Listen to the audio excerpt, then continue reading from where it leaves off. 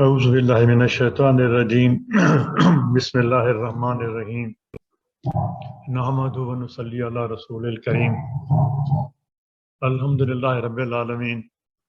After a long time, Allah has blessed us that we have been able to resume and restart the lectures Fajr talk from Maryam Masjid. It's really a great blessing of Allah subhanahu wa ta'ala that we are able to resume it. After a long time since we are meeting, in the meantime, so many things have happened. And still the COVID is continuing. We pray Allah subhanahu wa ta'ala, and at the end also, Dr. Mamdoo Salama will make a dua that Allah save us all, Allah keep us all in His protection, our families, our friends, our community, all the human beings, entire nation, all around the world, everybody. And Allah is very kind. He will listen to He always listens to our prayers, and He'll help us. Rabbi shrah li sadri wa yassir li amri wahlul 'uqdatam min lisani yafqahu qawli. Since a couple of weeks, we are discussing Surah Yusuf, and I think we have covered some ayat, not all, and today we are going to discuss ayat number 42 onwards.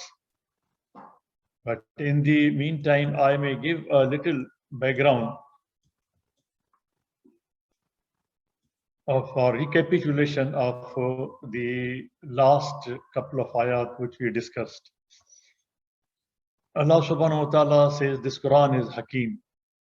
It is Mubin, self-explanatory. There is hikmat in this. It is Furqan, it is criterion. In every surah and in every ayat there is hikmat. It is not just qiraat, it is not just tilawat, but the job of the prophets was not only to explain the ayat or read the ayat, but to explain or find out and explain the hikmat which is in these ayat. I'm not giving the translation, I'm not giving the interpretation, I'm simply trying to collect material and place before you for your own consideration, so that you may make your own effort to go into further details to find the hikmat in these ayat. You can have your own opinion. I'm not pressing, I'm not insisting on any opinion, it is your opinion. Therefore, whatever I present before you, it is just an effort that I have, whatever facts I have been able to collect, I'm presenting before you. Last time we had discussed that when Hazrat Yusuf alayhi salam was imprisoned, life imprisonment, hatta heen also means life imprisonment. It was life imprisonment, it was not just a temporary imprisonment. He was confined in a death cell, solitary confinement, but then two more fatayan, slave boys, were admitted. And then he had a discussion with those boys, and one of them actually received the punishment of crucifixion. And at that time, according to the laws of that time, the dead bodies of the people who were crucified, they were just thrown out, and those were devoured, eaten by the birds. And this was the dream which one of the slaves had narrated to Hazrat Yusuf alayhi salam, and it happened. And the other slave boy who was also imprisoned, he was released. And Hazrat Yusuf alayhi salam had interpreted his dream that he will be released. And he was released. Today we are going to see that when he was released, before that, Hazrat Yusuf alayhi salam had asked him that when he goes to his master, when he is freed, he should mention to the master, his master, about the case of Hazrat Yusuf alayhi salam. But he forgot it. This is what we have been reading. That's all. No. Is there any other clue or any hikmat in this ayat which needs very deep consideration that why it happened? This person with whom Hazrat Yusuf alayhi salam had developed a rapport, an intimate communication to the extent of communication. He was preaching to him, to both of them. He lectured them. He lived with them in the death cell. They were taking food together, and he asked them to mention it to the master, and he forgot it. He didn't mention. Okay, for the time being, he forgot.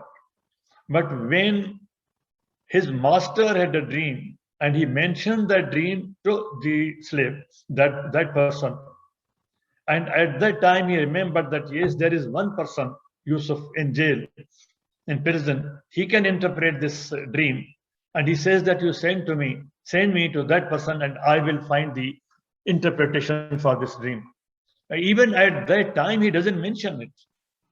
He goes to Yusuf alayhi salam. He doesn't even mention about it that you had asked me. I'm sorry, I forgot it. Now I have remembered. When I go back, I'll mention. He doesn't even mention at that time. No sorry. No, not remembering anything perhaps. Goes back to the master, and again he doesn't mention anything. And after that, other developments take place. And then when Hazrat Yusuf alayhi salam is called for the third trial, at that time he says that no, I will not go before the decision is taken in the matter of the women who had arranged this drama, this plot, Qaid. At that point, directly it comes to the notice of the master. But why that person did not mention about Yusuf alayhi salam? It was just forgetfulness. It was political. It was social. It was psychological. All along, what were the reasons? He didn't mention. We'll go into that. And not from any book, anything. Quran is mubin from Quran, from the ayat, from the words here. And then we will get support from the historical accounts. Here the words are used, Naj, that one who was to be released, Naj. So what is the meaning of Naj? We look into that. And this will lead us that what was the reason that he was released, and what was his character, and how he behaved, why he behaved like that. And then there are other words also like Zanna. Yusuf alayhi salam had just thought about it, and then Fa, that he forgot there, and Sa, he forgot it. We will look into these words, and these words will tell us that what happened. And there are other points also which will come up during the course of a discussion. But I have placed this ayat before you, and we'll proceed further. Yusuf alayhi salam, out of his dignity and also his due respect for the law of the land and due process of law, he is not asking him that you make a recommendation for me to your master. He just says that you make the mention of this case so that they are reminded. In today's concept of legal systems, it is called a jail petition. If somebody is in prison and he has no other communication and he wants to lodge a petition to the Supreme Court, to the higher court, he sends a jail petition. That is called jail petition. So Yusuf alayhi salam was trying to send a jail petition, not for mercy, not for favor, not for recommendation, just to remind them that this case is pending. Look at it. That's all.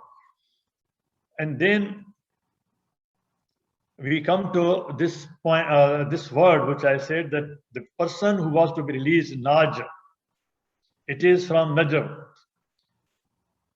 Only look at the meaning of the word, and that will explain the character of the person and how he was released. Secret discourse between two persons or parties. He was released by some machinations. He seems to be a well-connected person at such a level where he could manage and get released secretly, not through legal process, not through justice. Yusuf alayhi salam didn't get justice. There was no justice. It was a matter of position. We'll find it out. He was quick, he was swift, and he outstripped the procedures, the laws. Naj, that is how he came out. He became safe or secured, and he escaped the punishment. In the bracket, these are the names of the dictionaries which have been given and quoted by Len's lexicon. And then such people who have connections, who can manipulate law, because here Quran is not telling that he will be exonerated and he will be released on the basis of law, justice. He will just be managed to be released. Now it will be managed that he will be released, and he managed to release. And such people are well connected. Today they are in prison, tomorrow they are in power. This was the state of politics at that time. In previous lectures, I had shown that historically, Misr at that time was passing through a period of instability. And there was political turmoil. There was no security. There was no justice. We have already discussed that. It is in that situation that this person who is in jail today, in death cell, waiting for his death, is released, and he goes to the seat of power and goes to the nearest position with the master, the king, at that time. And we have seen, and in the dream interpretation, Yusuf alayhi salam tells him that you are the person, you will become Saki. Saki means the person who serves liquor. And you know that liquor is the Khabais. Liquor doesn't go alone. It has all other vices along with it. The person who serves or who is Saki, particularly to the person in power like king, he is in fact the nearest person to that person in secret, and person in confidence, who manages other things also along with the liquor. They are the nearest people to the king, to the person in power. You have seen that. They provide all types of sins to them. And the next person who could be nearest to such people is the person who manages their haram. Then the person who manages their bedroom, and then the person who manages their kitchen, and then the person who is their chauffeur. These are the categories. We are seeing this, and I have seen this, experienced this in the prime ministers, presidents, and chief ministers, secretariats, governors, secretariats, that how these people manage to be nearest to the man in power, and that is called the kitchen cabinet. You have parliament, there you have cabinet, but the more power is wielded by these persons who are Sakis, who are nearest to the king. And Yusuf alayhi salam was telling him that you will be released. Your release will be managed, Naj, through illegal means, through whatever means. You will escape the punishment. And from here, you will go directly to the position of Saki. And you will be nearest to the king. This is the interpretation of the word which Allah subhanahu wa ta'ala is using here. And it has so many meanings and so many interpretations. Kitchen cabinet. Look at the influence of the kitchen cabinet. He was the person of the kitchen cabinet and nearest from amongst the kitchen cabinet. The king sees a dream, has a vision, and he placed the matter before his actual cabinet or advisory body consisting of Mallah, means the chiefs, ministers, chiefs of the tribes. Same word has been used when Sheba, queen of Saba, she is presenting the letter of Hazrat Sulaiman alayhi salam. She uses this, Quran uses this word, that she presented that letter before the Malak. So the king is presenting the matter before the Malak, the actual cabinet, and they said, we don't know about this dream. We can't interpret it. It is confused. It means they are people of some power, that they are telling the king that you are confused. It is a confused dream. They are not giving the interpretation. But look at the nearness, closeness of the Saki. He is not invited to discuss. He is not part of the cabinet. He is not the mullah, or maybe he has the status even above them. That Quran is referring to this ayat, that he speaks out. And he tells the king that if you send me, if you all, he addressing the cabinet, and he's addressing in plural. He's talking to the cabinet. In between, he has no authority otherwise. He's Saki. That if you send me, I'll bring the interpretation. This is how the kitchen cabinet works. This is how the decisions are influenced. You have read in the case of Queen Victoria, how she was influenced by the servant which she had brought from India. In any other case, in every other case, in the power corridors, you have read about the role the slaves played in the Khilafat Osmania. And you have also read how these slaves rose to the power in all the Muslim Khilafats. And they formed their own armies, Janissaries. They became the commanders of chief commanders in the armies. They became the governors. They assumed the power as the emperors. This man is showing his power. Anyway, he goes to Yusuf alayhi salam, and again he is not apologetic. He doesn't say, sorry that I forgot about it. I've not mentioned to the king. Even now, when he comes to Yusuf alayhi salam. Now let us go further and look at this word ummatan, ba'da ummatan. It has here two relevant meanings. There are many meanings, but ummatan, he remembers of Yusuf alayhi salam after the king is telling him about his own dream. It means the same pattern. On this pattern, he recollects that yes, there is a person who can interpret, but he is still not recollecting, or he is avoiding that to make mention to the king. And the another meaning of the ummat here is that it was after a long time. In the meantime, and in the case of the imprisonment of Yusuf alayhi salam, it says Bidai Sinin, which means about 9-10 years. But here the word ummat is used. It means change of dynasty, but after a dynasty. Ummat also means people. Perhaps in the meantime, there was a change of dynasty. The people of who supported Zulaikha at that time. Now we will find the change in the decision. People who were supporting, people in power, who were supporting Zulaikha and the women at that time, the dynasty has changed. Ummatan. It is after Ummat that this discussion is coming up now. When we proceed further, word as-saloon also, this shows that this person was a slave. He doesn't say that I am going. He's not a free man.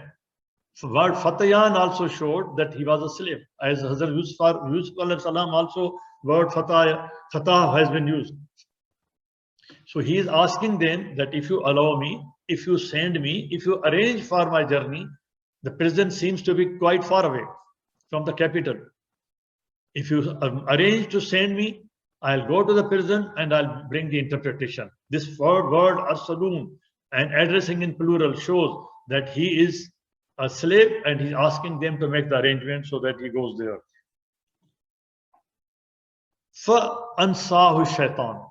This fa explains here that why this man could not remember even when The king told him about his dream. When he met Yusuf alayhi salam again in the prison, he did not remember. He again met, he did not remember. He went back, he did not remember. So we avoid, we usually miss the interpretation. For ansahu shaitan. Shaitan intervened, and because of that, he forgot it. But the is important to be understood in the entire ayat. We go back to ayat and see that why this happened, that this man did not remember, could not remember. What was the psychological problem which was created by this that he could not remember all along. It was not a one-time problem. There are different types of memory.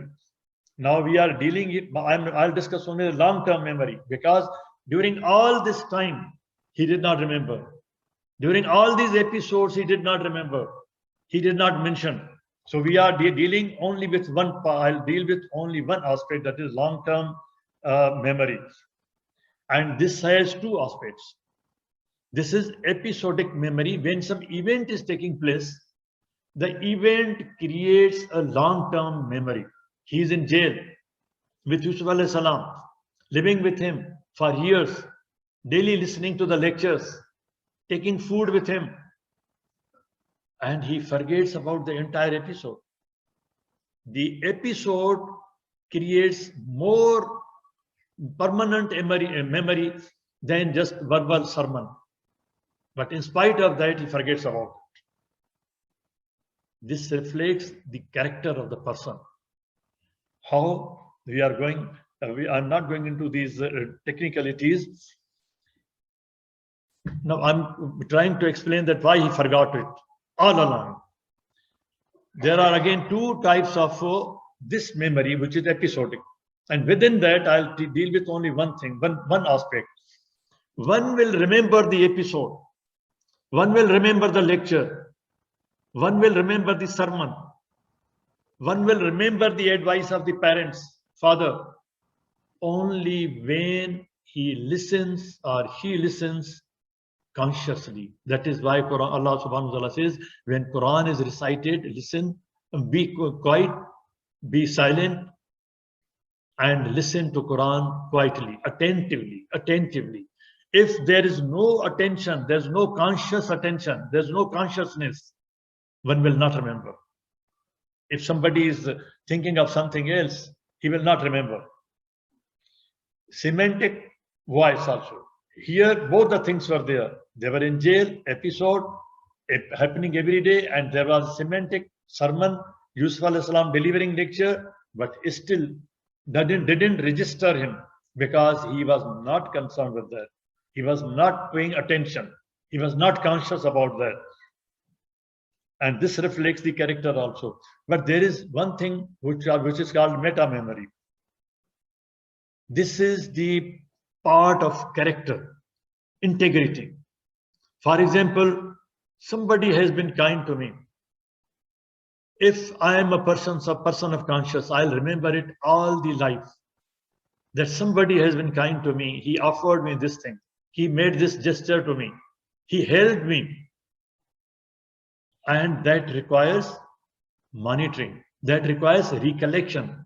If I just forget about it, I can't recollect it after 20 years. I can only remember this, that whenever I meet that person, I remember, yes, he has been kind to me. Yes, he has been kind to me. I monitor it.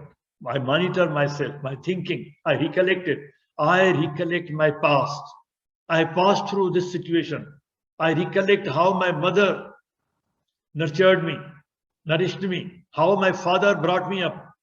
If I don't reflect on these things consciously, if I don't monitor these things, I will forget about this.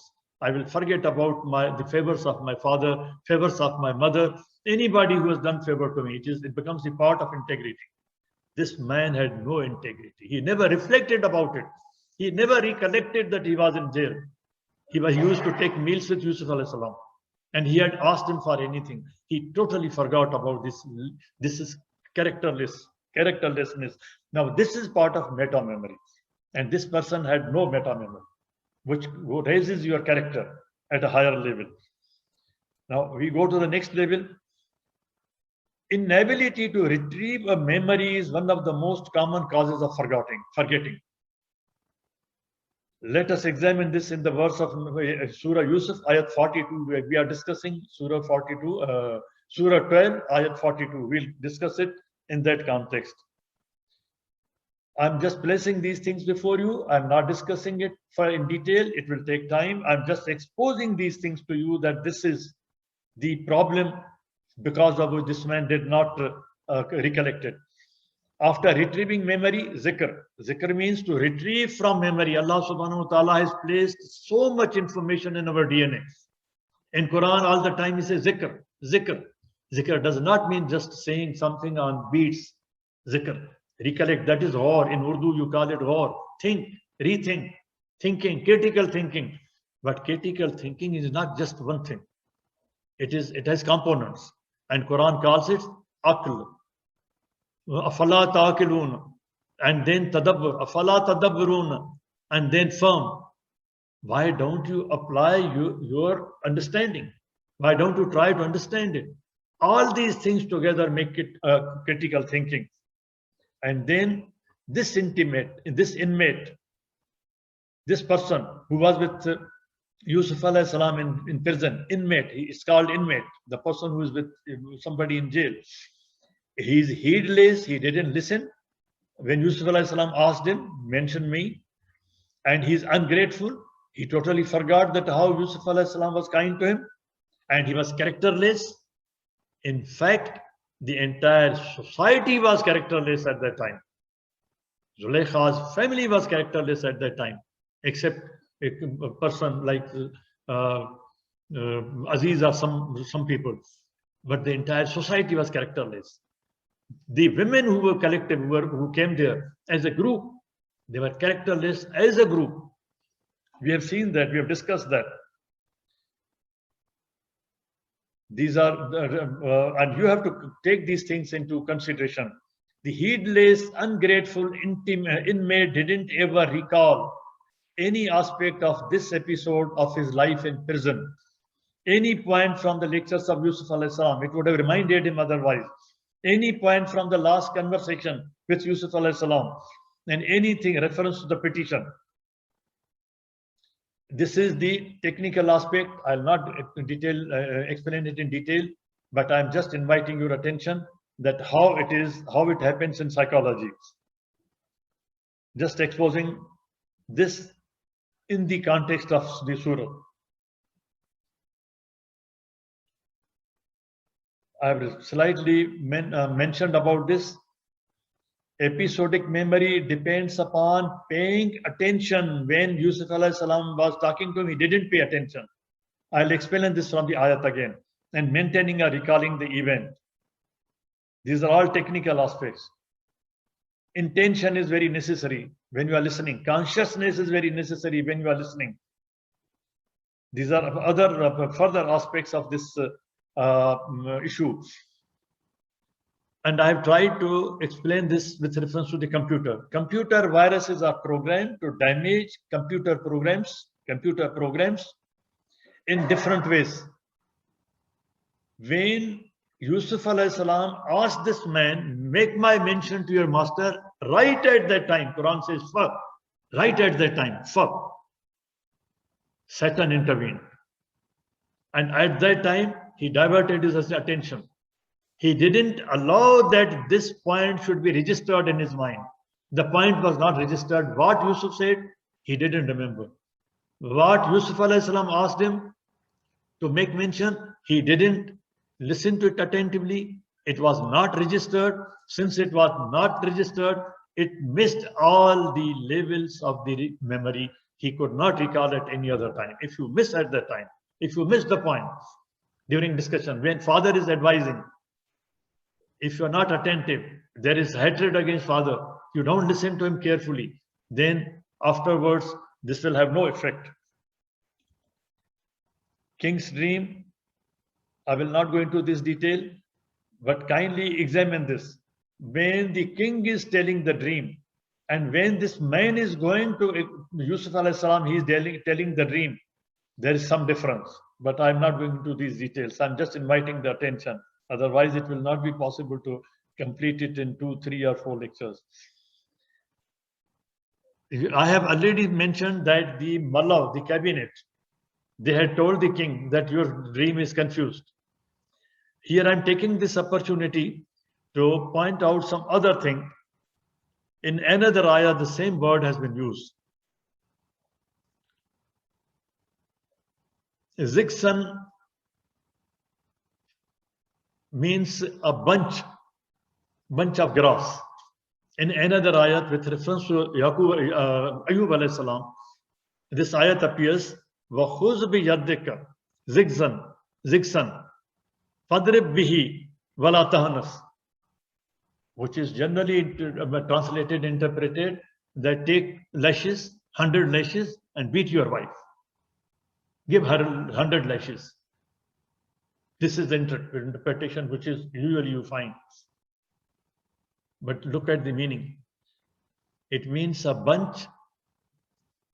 Yaqub alayhi salam had a problem of shajaratan, wild growth, along with the wheat and barley. And the Bible says it was wild growth. It has used different words for the wild growth. And Allah subhanahu wa ta'ala was explaining to him the agronomic practices. Pull that wheat, ziksan, and apply your own force, waqfuz. Biyaddika, when we do godi, it is called godi in Urdu, in other languages, in Punjabi. You remove this ziksan, you remove this shajaratan, and don't delay it. It is with reference to that what we have translated. But this is not the main topic today for discussion. Ummatan, I have already mentioned that there was a change of dynasty, times, pattern, everything has changed. Ba'd Ummatan. And then he was a prisoner. He uses the word Arsalun. When he comes to Yusuf alayhi salam, he is telling the dream in his words. He doesn't say that my king, my master has seen this. He had a vision. Otherwise, Yusuf alayhi salam might have asked him, but Yusuf alayhi salam didn't ask him anything. He didn't show any sorrow, any anger. He didn't remind him. Yusuf alayhi salam didn't ask him that why didn't you mention? He just ignored it. And he again behaved very kindly with him. He listened to him. He gave him the interpretation. He didn't take it badly. And he didn't ask him to go, and by this time you remind him. This is very important. When he's coming to tell him the dream for the interpretation, Yusuf alayhi salam is not asking him that what I had asked you. And again, he's not telling him, he's not making any fresh request. That's all. He doesn't even remind him. He goes back. He's a cunning person. He's a characterless person. He's heedless. He's ungrateful. He's characterless. I've shown these properties, and these are appearing from this ayat also. And Yusuf alayhi salam is telling them the interpretation. You can see the details. I'm not going into details which are already present, which you already know. The only thing is that you will be able to extract the juice of the oil from the fruit which you will be planting. This refers to the condition when there is no drought, there is humidity. It is only in that situation, even if there is abundant water available from the river or canal, this content depends upon the humidity. Why the sucrose content is better in the sugar plantations, which are in the areas which have greater humidity. He referring to that. This is science involved in this. I'm not going into these details also. Just pointing out that there is some science in this ayat. Yusuf alayhi salam explained to them the drought cycle, post-harvest technology, food rationing, apportionment for seed, grain storage, rain-fed agriculture, expelling and preserving after bumper crop. All these things are in this ayat. I'm just pointing out. Otherwise, I can explain with words. that this word is explaining this word is explaining this, and this word is explaining this. This will take a whole full lecture on this ayat to explain this thing. That all these things are in one ayat. Yusuf alayhi salam is telling them, teaching them. And this is the ayat 47 to 49.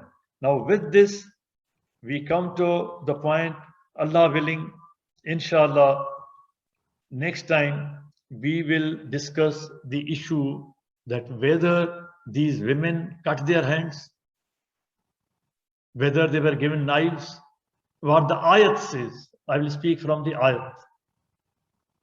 So with this, I stop here. Subhana rabbika rabbil izzat amma yasifun wa salamun ala al-mursaleen walhamdulillahi rabbil alameen. You will come here?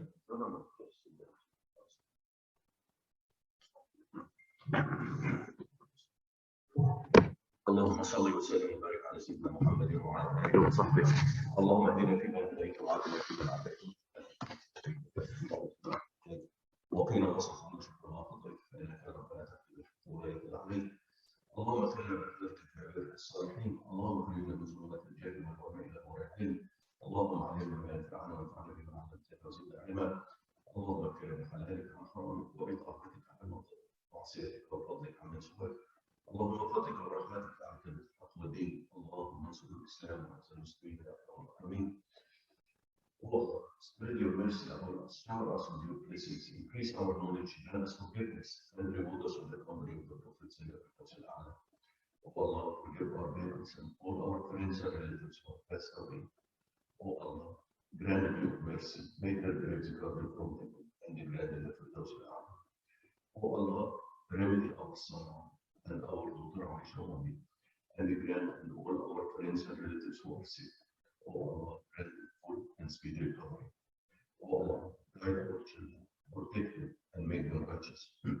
O Allah, we ask you with every name you have elected for your sake, that none of us leave this gathering, but his pains have been relieved, his worries have been removed, his debts have been paid, his weaknesses have been concealed, his sins have been forgiven, and his needs have been fulfilled. سبحان الله وبحمده عدد خلقه ورضا نفسه وزنة عرشه ومداد كلماته. سبحان الله وبحمده عدد خلقه ورضا نفسه وزنة عرشه ومداد كلماته. سبحان الله وبحمده عدد خلقه ورضا نفسه وزنة عرشه ومداد كلماته. والعصر إن الإنسان لفي خسر إلا الذين آمنوا وعملوا الصالحات وتواصوا بالحق وتواصوا بالصبر وآخر قولنا الحمد لله رب العالمين. والصلاة والسلام على المرسلين. اللهم صل وسلم وبارك على سيدنا محمد وعلى آله وصحبه وسلم. والسلام عليكم.